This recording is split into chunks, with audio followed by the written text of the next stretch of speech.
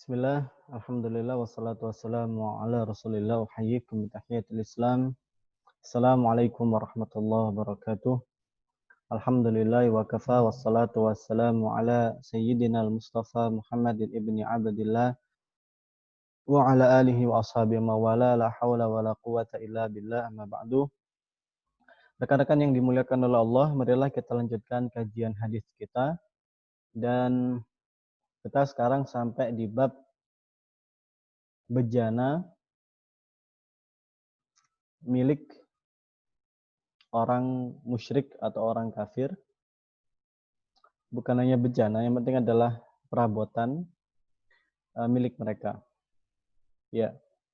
Dan ini masih terkait dengan bab kebolehan bersuci ya dengan bejana atau peralatan yang mereka miliki. Atau bukan hanya bersuci ya, bahkan sampai makan, minum, menggunakan ya meminjam perabotan milik mereka. Nah, hadis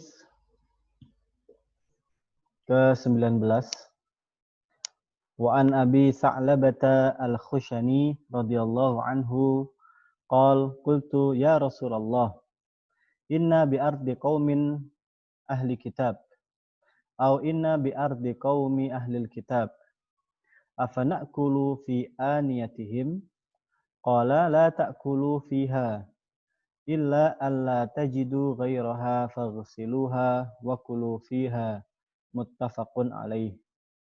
Hadis yang ke-9 adalah hadis yang diriwayatkan oleh Abu Sa'labah al-Khushani. Beliau pernah bertanya kepada Rasulullah bahwasanya suatu ketika kita berada di sebuah negeri ahli kitab. Berarti mereka orang-orang kafir. Apakah kita boleh ya makan di piring-piring mereka, minum di gelas-gelas mereka, bersuci di tempat bejana-bejana mereka? Qal, Nabi pun bersabda, la ta'kulu fiha, janganlah kamu makan dari bejana-bejana mereka, piring-piring mereka, perabotan mereka. Illa, kecuali alla tajidu ghairaha, engkau tidak menemukan selainnya, faghsiluha, maka ketika engkau hendak pakai, faghsiluha, cucilah terlebih dahulu, wa kulu fiha, barulah engkau makan dengan bejana atau gelas piring tersebut. Muttafaqun alaih, hadis riwayat Bukhari dan Muslim. Jadi muttafaq alaih itu pasti ini adalah hadis yang diriwayatkan oleh Imam Bukhari dan Imam Muslim.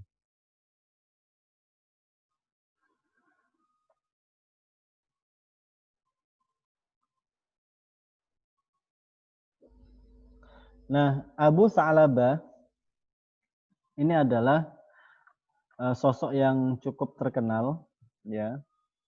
Dikatakan di sini bay'an Nabiy sallallahu alaihi wasallam bai'ata ridwan wa daraba lahu bisahmi yauma Khaibar wa arsalahu ila qaumihi fa aslamu ya.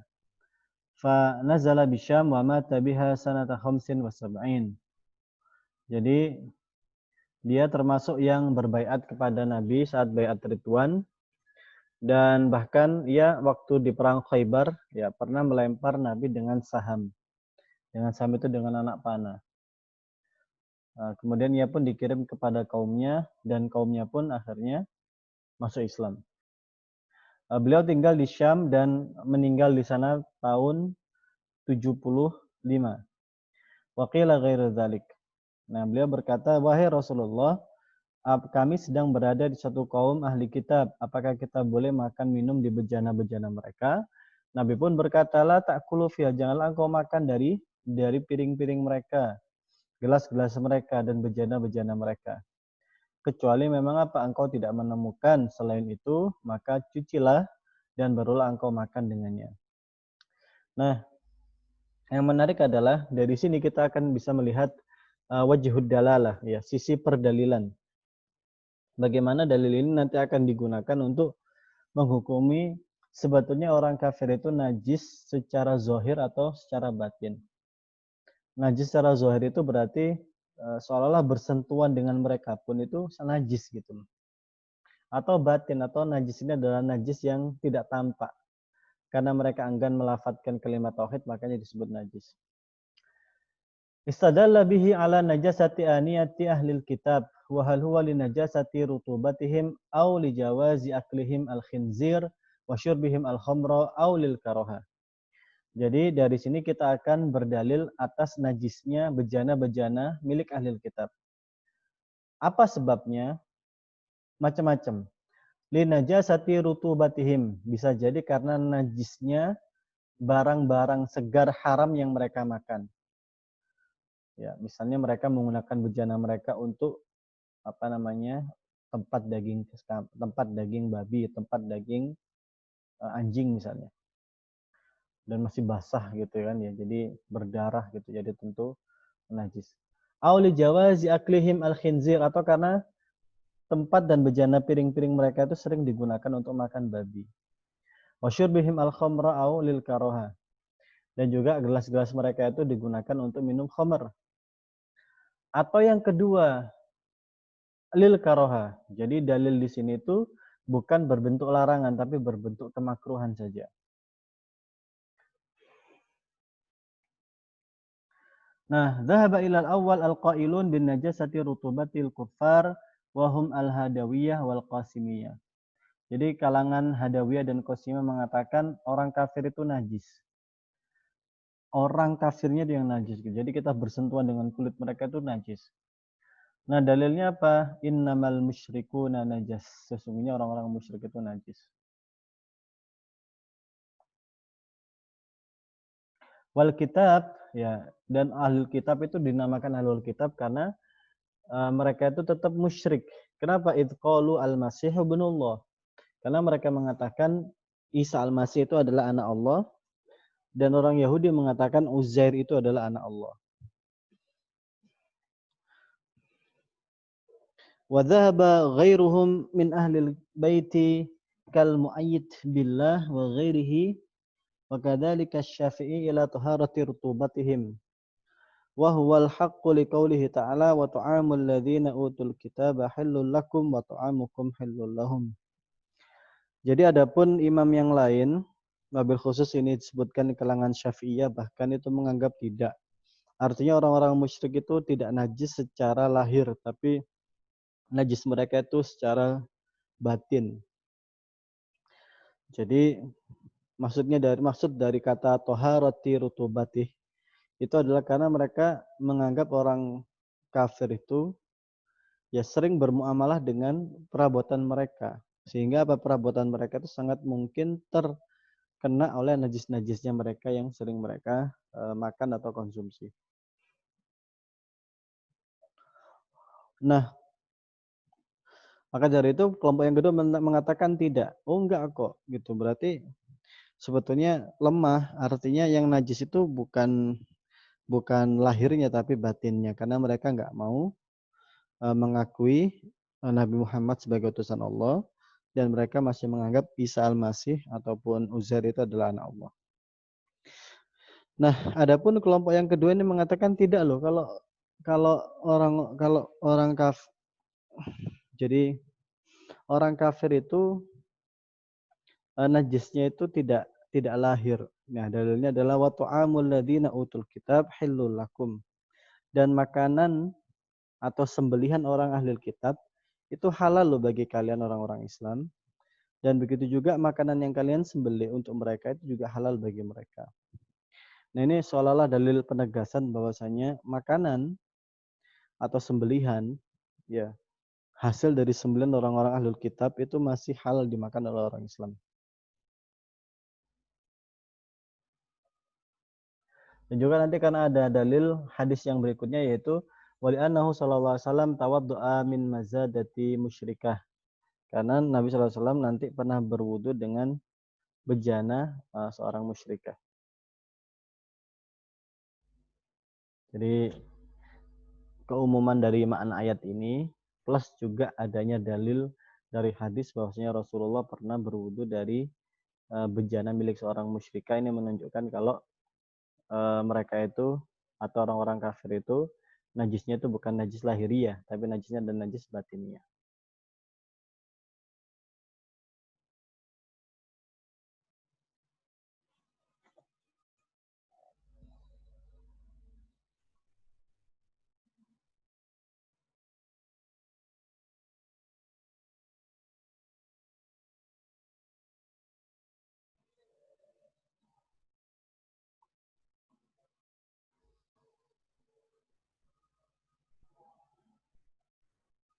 Berarti barang-barang lainnya masih bisa dipakai begitu, Ustaz? Maksud dari barang-barang lainnya ini apa? Karena kan sebetulnya perabotan orang-orang kafir kan banyak toh gitu. Toh begini Mas Fauzan, eh, sebetulnya kalau kita itu lebih ke pendapat yang kedua. Jadi kita ini lebih mengadopsi pendapat yang kedua, yaitu bahwasanya ini tuh sebetulnya jatuhnya ke makruh ya. Jadi jatuhnya tuh ke makruh. Jadi dalil ini tuh sebetulnya jelas berisi tentang ketidakbolehan. Tapi ketidakbolehan di sini tuh ditahsis lah ya, gitu. Dengan apa? Dengan persoalan kalau kita nggak nemu selainnya, maka nggak apa-apa. Asalkan apa? Tadi yang mau kita pakai makan itu kita cuci dulu, ya. Kemudian kita baru gunakan, gitu ya. Jadi misalnya kita punya saudara, gitu ya. Waliyadzubillah mereka misalnya non Islam, gitu ya. Barang-barangnya masih bisa kita pakai, gitu. Dalam artian kalau memang ada yang jelas-jelas punya kita silahkan. Tapi kalau memang itu di rumah mereka gitu ya, kita nggak tahu barang-barang mana yang aman, ya Bismillah ambil aja gitu ya, dicuci terlebih dahulu ya, setelah itu ya baru digunakan gitu.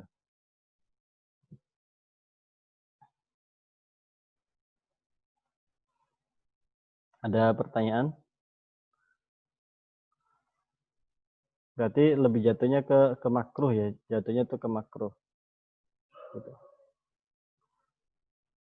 Dan memang maksud dari innamal musyrikuna najis itu memang tidak bisa dikatakan najis apa namanya secara zohir ya.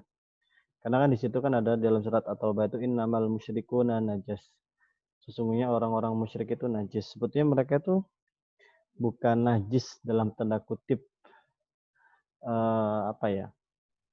Najis seolah-olah itu adalah mereka itu kita samakan dengan anjing, bangkai itu tidak. Ya nggak mungkin lah kita samakan mereka dengan begitu. Gitu dari segi lahirnya gitu.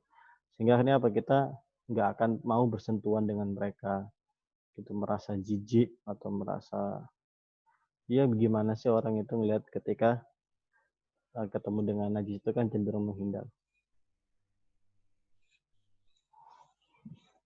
Ada pertanyaan lain? Kalau tidak ada kita lanjutkan.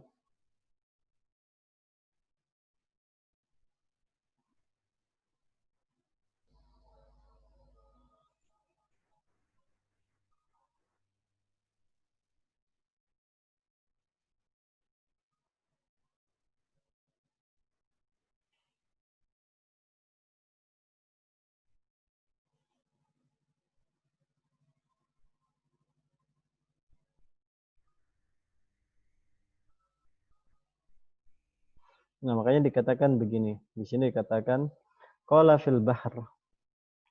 Saniya law hurrimat rutubatuhum lastafadha baina sahabati naklu tawaqihim laha. Jadi seandainya memang kalau itu haram, jadi orang-orang musyrik itu haram, tentu banyak sekali riwayat-riwayat yang menegaskan bahwasanya sahabat itu memang nggak mau betul menyentuh orang-orang musyrik ya kayak gimana mereka menjauhi najis lah gitu. Tetapi kan enggak kan gitu. Pada prinsipnya sahabat masih bermuamalah dengan mereka sebagaimana muamalah biasa gitu.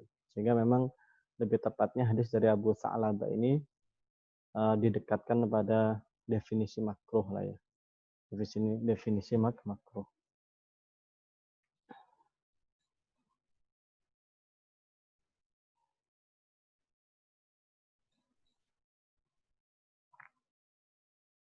Ini loh.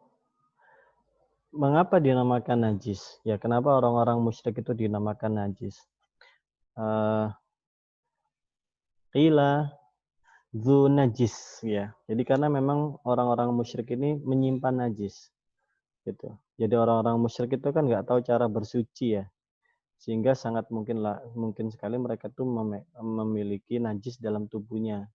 Misalnya karena mereka nggak bisa bersuci, tata cara BAB mereka nggak terjaga, tata cara BAK mereka nggak terjaga, tata cara mereka mensucikan diri dari haid nggak terjaga. Jadi mereka memang madzinatun najis. Jadi dalam istilah fikih itu mereka itu sangat uh, sangat tertuduh gitu ya dengan banyaknya najis yang ada di sekitar mereka gitu. Dan dari mengatakan karena memang yang namanya syirik itu najis gitu. Namanya syirik itu adalah najis. Li'annahum la yatatahharun wa la yaghtasilun wa la yatajannabun an-najasat. Itu kenapa? Karena mereka nggak pernah bersuci, nggak pernah mandi, bahkan nggak pernah mandi junub. Fahiyya mulabasatun lahum. Fabihada yatimul jam'u baina hada wa baina ayatil ma'idah wal ahadits al-muwafaqah bihukmiha wa ayatul ma'idah asrah fil murad gitu. Jadi memang yang paling pas itu digabung gitu ya. Jadi kita ngelihatnya dari dua sisi yang berbeda tapi bisa disimpulkan sebetulnya.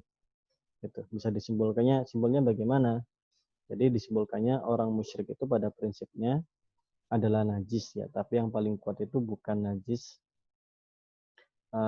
orangnya tapi najis perbuatannya. Karena itu tadi itu orang-orang musyrik itu sangat rawan sekali karena mereka tidak pernah menjaga halal haram gitu. Makanan mereka tercampur najis, kemudian tata cara mereka bersuci, mandi junub, BAK, BAB dan sebagainya. Nah, sampai di sini paham teman-teman ya?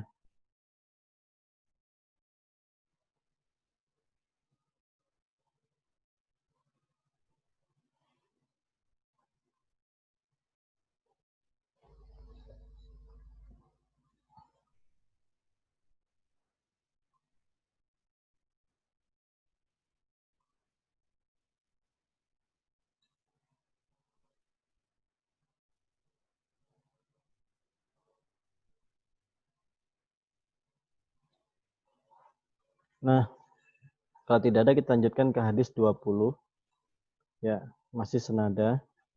Wa an Imran ibnu Husain radhiyallahu anna Nabiy sallallahu alaihi wasallam wa ashabah tawaddau min mazadati imra'atin musyrikah muttafaqun alaihi fi haditsin tawil. Jadi dalam sebuah hadis yang panjang dari Imran bin Husain ya, beliau mengatakan bahwasanya Nabi sallallahu alaihi wasallam itu bersama para sahabat pernah berwudu dari bejana seorang wanita musyrik.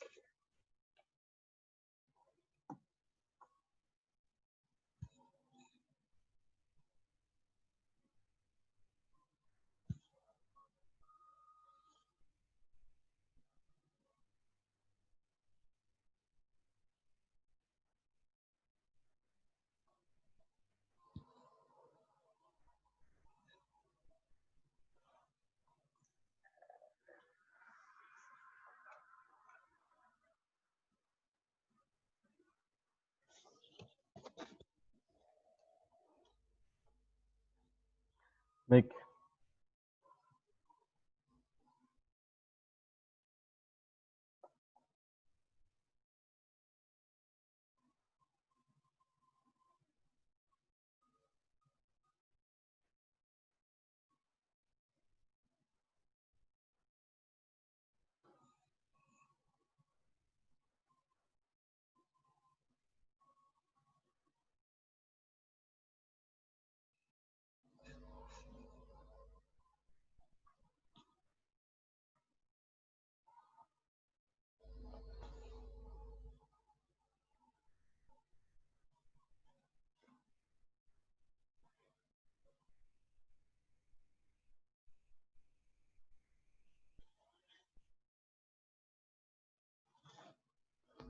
Nah, tapi pada prinsipnya sama kok.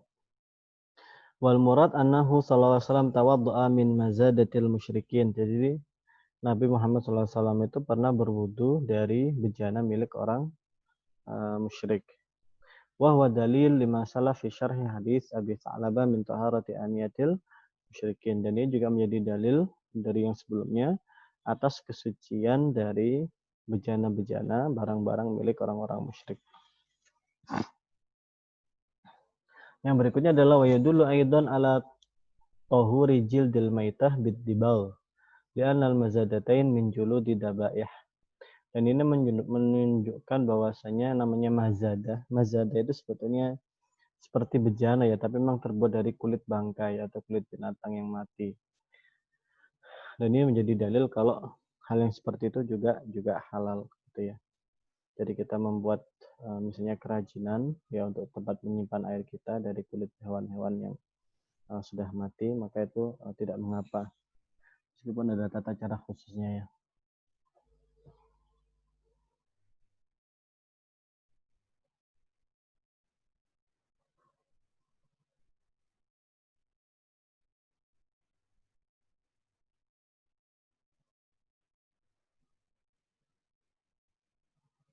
Baik, saya kira tidak ada yang berbeda di sini.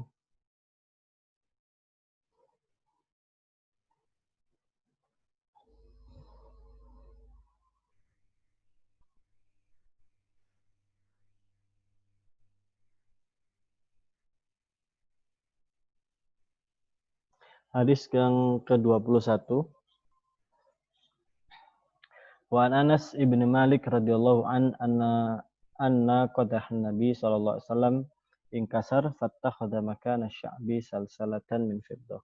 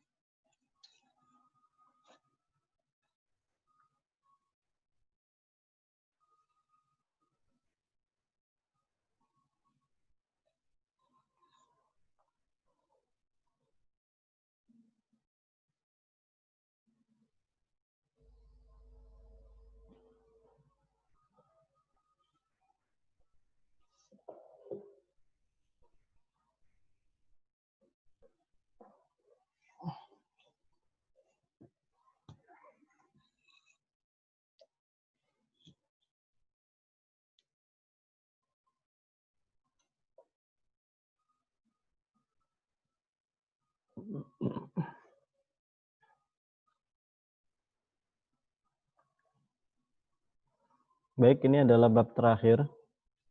Setelah itu kita akan berganti bab. Tapi pada prinsipnya masih sama ya. Jadi hadis nomor 21 an Anas bin Malik radhiyallahu an anna qadahan Nabi sallallahu alaihi wasallam inkasar fattakhadha makana sya'bi salsalatan min fiddah. Jadi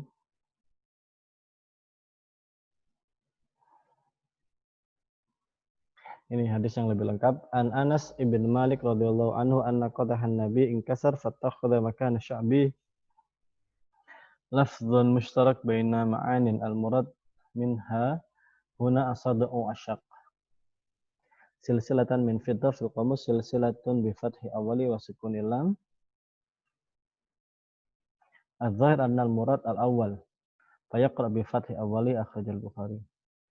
Nah, hadis ini adalah hadis yang dalil ala jawazi tadbibil ina'i bil fiddah wala khilafa fi jawazi kama salaf illa annahu huna qad ikhtalafa fi wad'i salsalah. Fahakal Baihaqi an ba'dihim anna alladhi ja'ala silsalata huwa Anas bin Malik wa jazama bihi Ibnu Salah wa qala aidan fihi nadhar li'anna fil Bukhari min hadits Asim al-Akhwal ra'aitu qadah Nabi inda Anas bin Malik fakana qad insada'a fasalsalahu bil fiddah.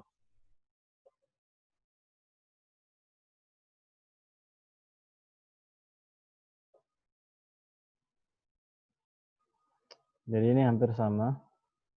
Baik, saya kira cukup. Kita akan pindah ke bab izalatun najasah. Bab izalatun najasah, tata cara membersihkan najis. Silakan jika ada pertanyaan, kami persilahkan.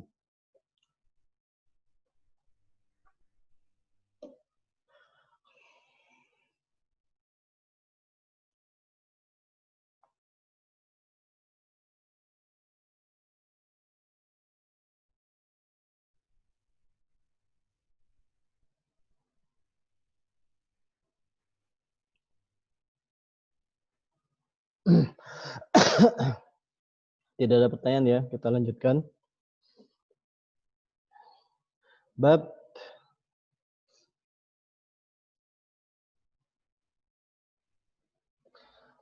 izalatin najasah wa bayaniha. Jadi bab menghilangkan najis dan penjelasannya. Qala Syekh Abdullah Al-Bassam, al-izala yuqal azalati syai' wa zalatuhu ziyalan wal izalatu at-tanhitiyah.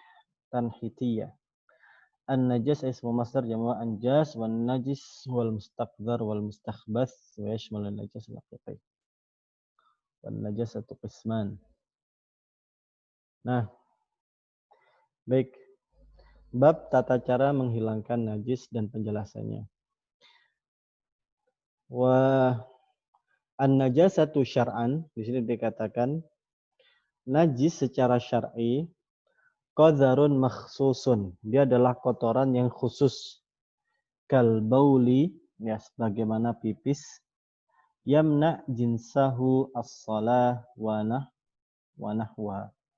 Jadi pipis ini akan menolak ya dia untuk sholat. Ini menyebabkan dia terlarang untuk sholat. Wa hadzal bab yudhkaru fi ahkamun najasa wa kaifiyatu izalatiha wa tadhiru mahalliha wa ma yu'fa anhu minha wa ma yata'allaqu bidzalika. Jadi bab ini nanti akan panjang penjelasannya karena terkait dengan apa itu hukum najis, tata caranya bagaimana, kemudian tata cara menghilangkannya bagaimana, tata cara membersihkan tempatnya gimana, apa-apa saja termasuk hal yang dimaafkan, ya dimaafkan itu dima'fu. Ya karena kadang-kadang ada najis yang nggak nampak gitu ya, atau saking kecilnya gitu sehingga akhirnya dima'fu. Nah, yang paling penting adalah wattafaqal ulama ala wujub izalatiha wa annahu syartun li sihhatis shalah. Jadi ulama sepakat akan wajibnya menghilangkan najis dan bahkan ya menjadi syarat sahnya salat. Bahkan Al-Wazir berkata ajma'u ala anna taharatal badan minan najis syartun fi sihhatis salati lil qadir 'alaiha. Telah terjadi ijma' bahwasanya sucinya badan dari najis, ya badan kita, syartun fi sihhati shalah, merupakan syarat sahnya salat, ya. Jadi telah terjadi ijma' bahwasanya bersihnya badan kita dari najis itu merupakan syarat sah dari salat. Wan najasatu qisman, yang namanya najis itu terdiri dari dua. Yang pertama adalah al-hukmiyah, yang pertama adalah al-hukmiyah, yang kedua adalah ainiyah. Al-hukmiyah wahiyya at-tari'ah ala mahallin tahir. Jadi najis yang hukmiyah itu adalah najis yang tiba-tiba muncul ya di tempat yang suci. Fahada yakfi fi tadhhiriha ijra'ul ma'i ala jami'i wa mawaridiha. Jadi kalau begitu gampang gitu. Cara membersihkannya tinggal disiram. Ya contoh kita ngeliat ada tai ayam ya di luar masjid gitu ya. Biarin aja tinggal siram kemudian suci kembali. Gitu. Wa indal jumhur wa minhum al-hanabila anna najasata innama tuzalu bil ma' duna ghairihi minal ma'at. Tapi menurut jumhur dan diantaranya bahkan Hanabila, mereka mengatakan najis itu sesuatu yang dihilangkan dengan air gitu. Wa madhhab Abi Hanifah wa riwayatu an Ahmad annaha tuzalu bi kulli ma'i tahir muzillin lil aini wal athar. Ikhtarahu Ibnu Aqil wa Syekh Taqiyuddin. Wan najasatu laha thalath sifat. Najis itu nanti memiliki 3 sifat, yaitu apa? Ta'am itu rasa, rih itu bau, laun itu warna. Jadi salah satu ukuran kesucian sebuah rumah itu ya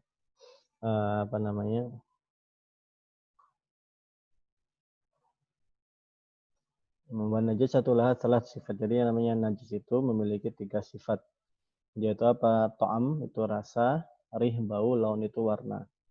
Jadi memang 3 sifat ini adalah sifat yang melekat pada najis. Artinya pas selama najis itu memiliki satu di antara 3 ciri ini, maka bisa dipastikan ada najis yang terdapat di situ.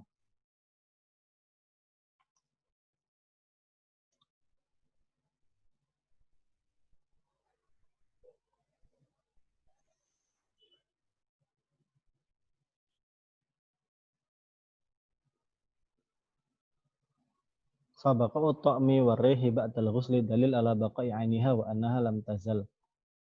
Bahkan bersisanya rasa dan bau setelah dicuci sekalipun itu menjadi dalil atas masih adanya najis tersebut gitu.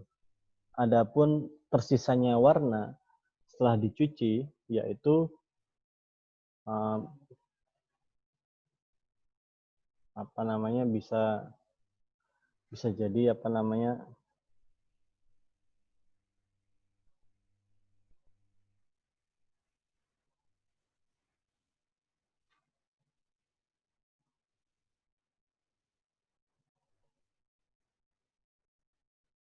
gitu ya.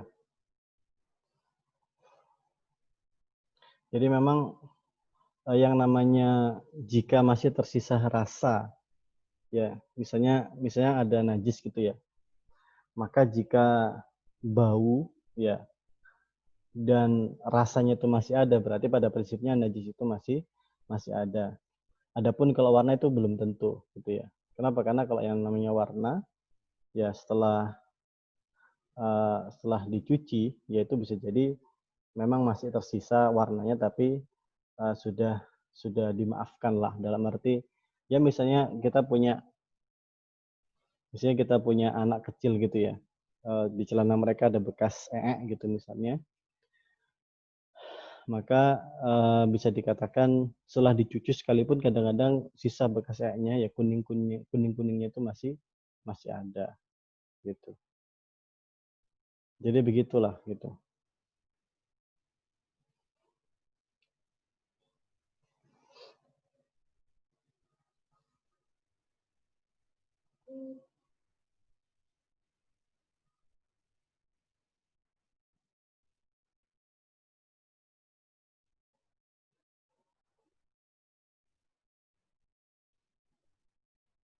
Nah,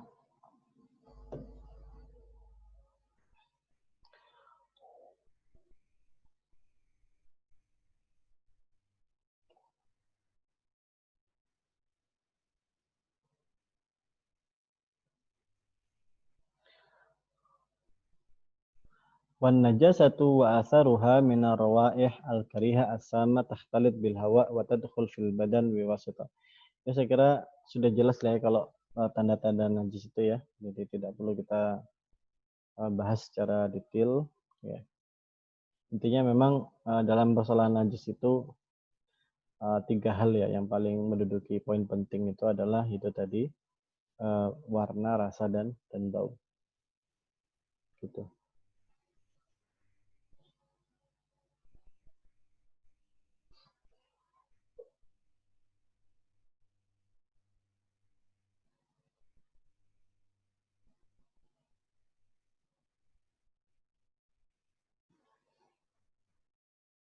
Ini sebentar lagi habis, kita off kemudian kita masuk lagi ya teman-teman.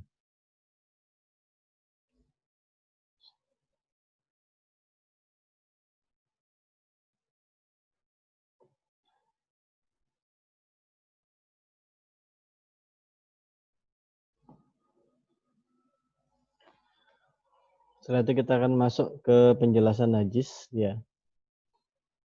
Sini macam-macam nanti ada terkait dengan khomer ya dan sebagainya.